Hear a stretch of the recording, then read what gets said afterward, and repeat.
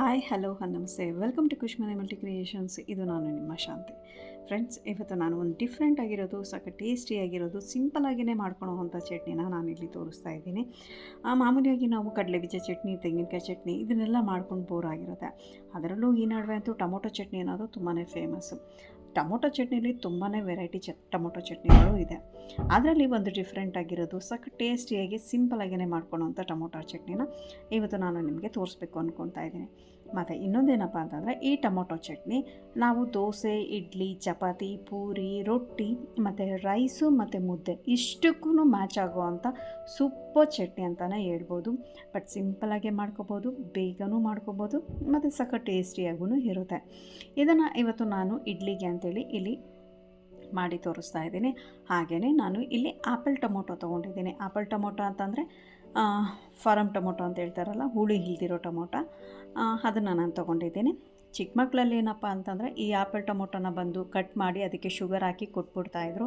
So ಅದನ್ನು apple tomato ಅಂದು practice ಆಗೋಗಿದೆ. ಸೊ ಅದರಲ್ಲಿ ಏನಾದರೂ ಮಿಸ್ಟೇಕ್ ಇದ್ದರೆ ದಯವಿಟ್ಟು ಕ್ಷಮಿಸಿ. ಹಾಗೆಯೇ ನಾನು ಇಲ್ಲಿ ಹುಳಿ ಇಲ್ದಿರೋ ಅಂಥ ಟೊಮೊಟೊನ ತೊಗೊಂಡಿದ್ದೀನಿ. ನೀವೇನಾದರೂ ಹುಳಿ ಇರೋವಂಥ ಟೊಮೊಟೊ ತೊಗೊಂಡ್ರೆ ಸ್ವಲ್ಪ ಹುಣಸೆಹಣ್ಣು ಕಡಿಮೆ ಹಾಕ್ಕೋಬೇಕಾಗುತ್ತೆ. ನೋಡಿ ಹಾಕ್ಕೊಳ್ಳಿ. ಇವಾಗೆಲ್ಲ ಗೊತ್ತಾಗುತ್ತಲ್ವ ನಿಮಗೆ ಹೇಗೆ ಹಾಕ್ಕೋಬೇಕು ಅಂತ. ಅಡುಗೆಯಲ್ಲಿ ಇವಾಗ ತುಂಬ ಜನನೇ ಎಕ್ಸ್ಪರ್ಟ್ ಆಗಿರೋರು ಇರ್ತಾರೆ. ಇಲ್ಲಿ ನಾನು ಇಷ್ಟು ಟೊಮೊಟೊ ಅಂತ ಎಲ್ಲ ತೊಳೆದು ಇಟ್ಕೊಂಡಿದ್ದೀನಿ. ತೊಳೆದು ಒಂದು 4 ಟೊಮೊಟೊ ಅಷ್ಟು ನನಗೆ ಚಟ್ನಿಗೆ ಎಷ್ಟು ಬೇಕೋ ಅಷ್ಟು ಟೊಮೊಟೊ 4 ಟೊಮೊಟೊ ತೊಗೊಂಡಿದ್ದೀನಿ. ಹಾಗೆಯೇ ಧನಿಯಾ, ಕೊತ್ತಂಬರಿ, ಪುದೀನ, ಬೆಳ್ಳುಳ್ಳಿ, ಒಣಮೆಣಸಿನ್ಕಾಯಿ, ಹುಣಸೆಹಣ್ಣು, ಟೊಮೊಟೊ ಇಷ್ಟನ್ನು ತೊಗೊಂಡು ರೆಡಿ ಮಾಡಿಟ್ಕೊಂಡಿದ್ದೀನಿ. ಹಾಗೆಯೇ ಒಂದು ಪ್ಯಾನಲ್ಲಿ 1-2 ಟೇಬಲ್ ಸ್ಪೂನ್ ಎಣ್ಣೆ ಹಾಕ್ಕೊಂಡು 1 ಟೇಬಲ್ ಸ್ಪೂನ್ಗಿಂತ ಸ್ವಲ್ಪ ಕಡಿಮೆ ಧನಿಯಾ ಹಾಕ್ಕೊಂಡು ಫ್ರೈ ಮಾಡ್ಕೊಂಡಿದ್ದೀನಿ.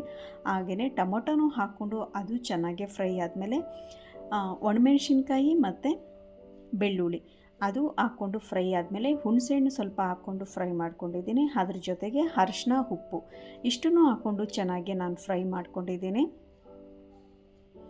ಅದು ಚೆನ್ನಾಗಿ ಸ್ಮ್ಯಾಶ್ ಆಗ್ತಿದೆ ಅಂತ ಗೊತ್ತಾದಮೇಲೆ ಸ್ವಲ್ಪ ಕೊತ್ತಂಬರಿ ಹಾಗೆ ಸ್ವಲ್ಪ ಪುದೀನ ಇಷ್ಟನ್ನು ಹಾಕ್ಕೊಂಡು ಇದನ್ನು ಚೆನ್ನಾಗಿ ಮಿಕ್ಸ್ ಮಾಡಿಕೊಂಡು ಒಂದು 2 ನಿಮಿಷ ಬೇಯಿಸಿಟ್ಕೊಂಡ್ಬಿಟ್ರೆ ಕಂಪ್ಲೀಟಾಗಿ ಇದು ಎಣ್ಣೆಲಿ ಫ್ರೈ ಆಗಿದೆ ಅಂತಲೇ ಹೇಳ್ಕೊಬೋದು.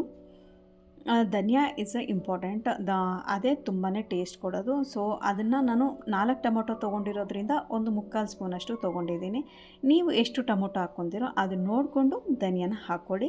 ಇದ್ರ ಜೊತೆಗೆ ಅಂತೇಳಿ ನಾನು ಇಡ್ಲಿ ಮಾಡ್ಕೊತಾ ಇದ್ದೀನಿ. ಇಡ್ಲಿ ಆಲ್ರೆಡಿ ನಾನು ಅದಕ್ಕೆ ಸಂಬಂಧಪಟ್ಟ ಹಾಗೆ ಅದರ ರೆಸಿಪಿನ ನಾನು ಆಲ್ರೆಡಿ ಅಪ್ಲೋಡ್ ಮಾಡಿದ್ದೀನಿ. ನಿಮಗೇನಾದರೂ ಇಂಟ್ರೆಸ್ಟ್ ಇದೆ ಅಲ್ಲಿ ಹೋಗಿ ಚೆಕ್ ಮಾಡ್ಕೋಬೋದು. ಹಾಗೆಯೇ ಸ್ವಲ್ಪ ಕೊತ್ತಂಬರಿ ಇಡ್ಲಿ ಮೇಲೆ ಗಾರ್ನಿಷ್ ಮಾಡ್ಕೊತಾ ಇದ್ದೀನಿ. ಏಕೆಂತಂದರೆ ಸಮ್ಮರ್ ಹಾಲಿಡೇಸ್ ಇದೆಯಲ್ಲ, ಮಕ್ಕಳಿಗೆ ಕಲರ್ಫುಲ್ ಆಗಿದ್ದರೆ ತಿನ್ನೋದಕ್ಕೆ ತುಂಬ ಇಷ್ಟಪಡ್ತಾರೆ. 2 ಇಡ್ಲಿ ತಿನ್ನೋ ಜಾಗದಲ್ಲಿ 1-3 ಇಡ್ಲಿ ಆದರೂ ತಿಂತಾರೆ ಅನ್ನೋ ಒಂದು ಸಣ್ಣ ಆಸೆಯಿಂದ ಸ್ವಲ್ಪ ಗಾರ್ನಿಷ್ ಮಾಡ್ಕೊತಾ ಇದ್ದೀನಿ.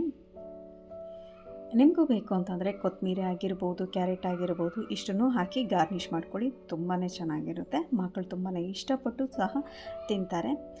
ಅದು ನಮಗೇನು ಟೊಮೊಟೊ ಎಲ್ಲ ಫ್ರೈ ಮಾಡಿ ಇಟ್ಕೊಂಡಿದ್ವಲ್ಲ ಅದಕ್ಕೆ ಕಂಪ್ಲೀಟಾಗಿ ತಣ್ಣಗಾಗುವಷ್ಟರಲ್ಲಿ ನಾನು ಇಲ್ಲಿ ಇಡ್ಲಿಗೆ ಹಾಕಿ ರೆಡಿ ಮಾಡ್ಕೊತಾ ಇದ್ದೀನಿ. ಇದನ್ನು ಇಡ್ಲಿನ ಒಂದು 10 ನಿಮಿಷ 7-8 ನಿಮಿಷ ಬೇಯಿಸ್ಕೊಂಡ್ರೆ ಸಾಕು. ಯಾಕಂದರೆ ಹುಳಿ ಚೆನ್ನಾಗಿ ಬಂದಿರುತ್ತೆ. ಹಾಗೆ ಟೊಮೊಟೊ ಕೂಡ ತಣ್ಣಗಾಗಿದೆ.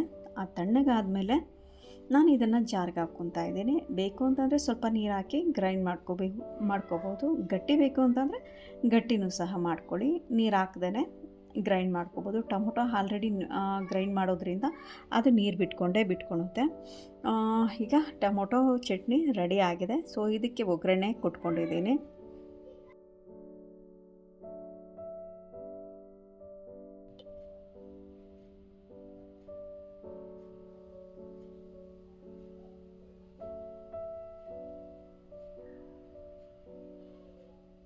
ಈಗ ಟೊಮೊಟೊ ಚಟ್ನಿ ಸಹ ಕಂಪ್ಲೀಟ್ ಆಗಿದೆ. ಹಾಗೆ ನಾನು ಇಡ್ಲಿನ ಒಂದು ಬೌಲಲ್ಲಿ ಹಾಕಿ ಒಂದು ಚಿಕ್ಕ ಬೌಲಲ್ಲಿ ಹಾಕಿ ಒಂದೇ ಒಂದು ಇಡ್ಲಿನ ಬೇಯಿಸ್ಕೊತಾ ಇದ್ದೀನಿ. ಇದು ಸಿಂಗಲ್ ಇಡ್ಲಿ ಒಂಥರ ಬೌಲಲ್ಲಿ ನಮಗೆ ದಪ್ಪಗೆ ಯಾವಾಗೆಲ್ಲ ಅಮ್ಮ ಮನೇಲೆಲ್ಲ ಮಾಡಿಕೊಡೋರು. ಹಸಿಟ್ಟು ಏನಾದರೂ ಮಿಕ್ಬಿಟ್ರೆ ಅದನ್ನೊಂದು ಕಪ್ಪಲ್ಲಿ ಹಾಕಿ ಅದೇ ಒಂದು ಶೇಪಲ್ಲಿ ತಂದು ಕೊಟ್ಬಿಡೋರು. ಮಕ್ಕಳು ಅದನ್ನು ಇಷ್ಟಪಟ್ಟು ತಿನ್ನೋರು. ಸೊ ಅದಕ್ಕೋಸ್ಕರ ನಾನು ಅದನ್ನು ಆ ರೀತಿಯಲ್ಲಿ ಹಾಕಿ ಮಾಡ್ತಾಯಿದ್ದೀನಿ. ಸೊ ಇಲ್ಲಿ ಇಡ್ಲಿ ಮತ್ತು ಚಟ್ನಿ ಎರಡೂ ರೆಡಿಯಾಗಿದೆ. ಪ್ಲೇಟಲ್ಲಿ ಹಾಕ್ಕೊಂಡು ಸರ್ವ್ ಮಾಡ್ಕೊತಾ ಇದ್ದೀನಿ. ತುಂಬಾ ಟೇಸ್ಟಿಯಾಗಿರುತ್ತೆ, ಸಕ್ಕತ್ತಾಗಿರುತ್ತೆ. ನೀವು ಒಂದ್ಸಲ ಟ್ರೈ ಮಾಡಿ, ತುಂಬಾ ಇಷ್ಟಪಡ್ತೀರಾ. ಈವನ್ ಮುದ್ದೆ ಏನಾದರೂ ಇಷ್ಟಪಡೋರಿದ್ದರೆ ಈ ಮುದ್ದೆಗೂ ಈ ಚಟ್ನಿ ತುಂಬಾ ಚೆನ್ನಾಗಿರುತ್ತೆ, ಒಳ್ಳೆ ಕಾಂಬಿನೇಷನ್ ಅಂತಲೇ ಹೇಳ್ಬೋದು. Thank you friends, thanks for watching.